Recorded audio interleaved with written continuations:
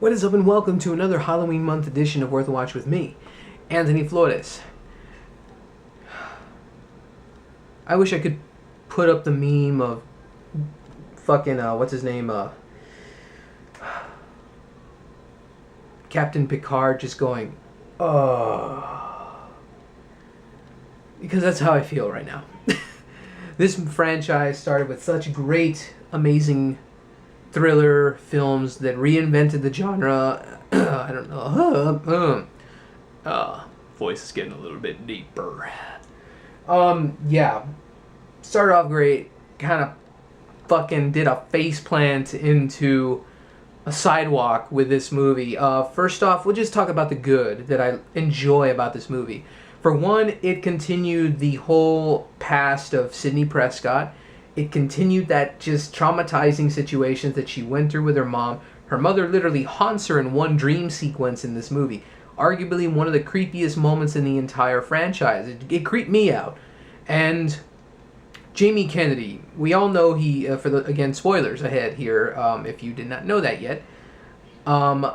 Jamie Kennedy's character axed off in the second film to up the ante, up the kills, but I think they shot themselves in the foot.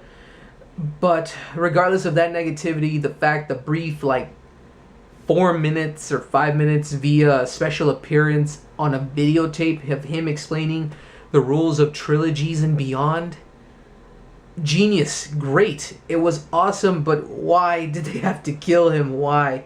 Because he was the essence of these movies when it came to the self-referential humor.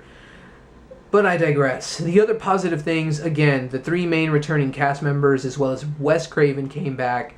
The style and the direction couldn't be better, and the acting is, of course, just as good as any other film that they've been in.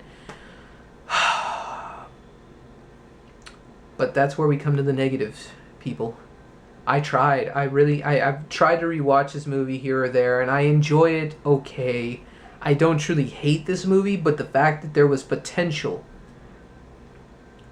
is what kills a movie for me. When I see those little bits and pieces of awesomeness that could have been expanded upon and made to be a better movie, it just fucking sucks.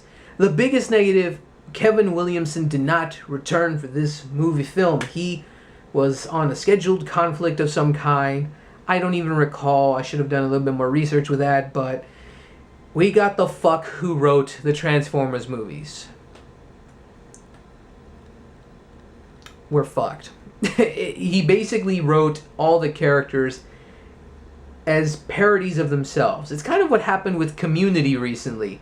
When the showrunner Dan Harmon took off, a bunch of randos took over and they tried their best, but they basically made parodies of the characters that they were parodying. So it's a parody within a parody. This is what happened here with Aaron Kruger, the guy's name, the writer of this movie, fucked everything up. And not only fucked everything up in terms of the depth of the characters per se, but also giving us some of the most bland characters to have been in the entire Scream franchise. This guy should stop writing now. I mean, there's just nothing. This guy gives us nothing. Why is he still working? Oh God, I did not want to fanboy out because again, these movies are near and dear to my heart when it comes to horror, thriller movies, and this sucks. It sucks because there was potential. The guy, it's like he knew enough about the franchise because he did work on I think he was just like a backup writer or something on the initial films. I don't remember. But he worked with this franchise before, so it's like he just said, I know a little bit of everything, so I'll do that with my script. It didn't work. A lot of the situations that happened, especially with the twist ending of Sydney finding out she has a brother, who was basically a fucked up nut job just like anybody else that turns out to be the killer, it could have had potential, but Scott Foley, the actor who portrayed this character, I know him more as one of the boyfriends on Scrubs.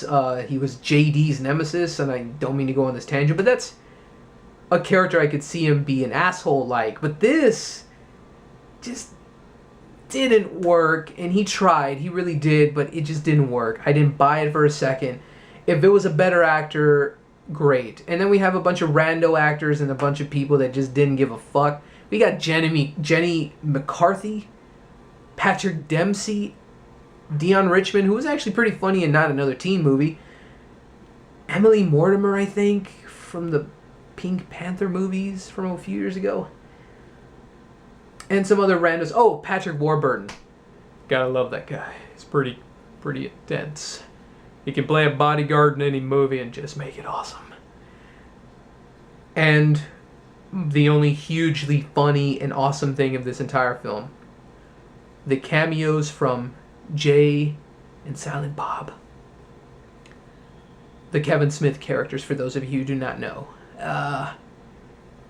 The history as to why that happened, I don't it just made me laugh, because it's just like, Snooch to the Nooch is in this movie, what the fuck? And just, oh my god, it's all the same studios, producers, and Wes Craven did a cameo within a Kevin Smith film a year later, so that's probably why this even happened. But arguably the funniest and most awesome thing throughout this entire movie. Everything else sadly just died. It was dead on arrival because of the lackluster writing, and unfortunately, also a huge negative was Neve Campbell's involvement was cut in half due to other scheduling conflicts. By the year 2000, they all had pretty solid careers going. So I don't blame them, but when you have the main character in only half the fucking movie, when has that honestly ever really worked out, with the exception of something like, I don't know, The Dark Knight Rises? It's just, I don't know what happened here. I understand companies want money in their pockets, but it's unfortunate. I wish it could have been better. I enjoyed a handful of moments in this movie, but it only made me more disappointed, which is what I feel about this film. Considering it was meant to be the last movie, it was not. We have the fourth one to make up for the really rushed and crappiness of this movie, unfortunately. This was not the last, so we'll get to that in the fourth video, but for right now, thank you so much for watching this overall thoughts of Scream 3. I hope you enjoyed it. Feel free to comment below on what are your thoughts on Scream 3, if you felt disappointed or if you actually enjoyed it. It doesn't matter. Either way, let me know in the comments below. Thank you so much for watching. I'm Anthony Flotis with Worth Watch, and keep going to the movies.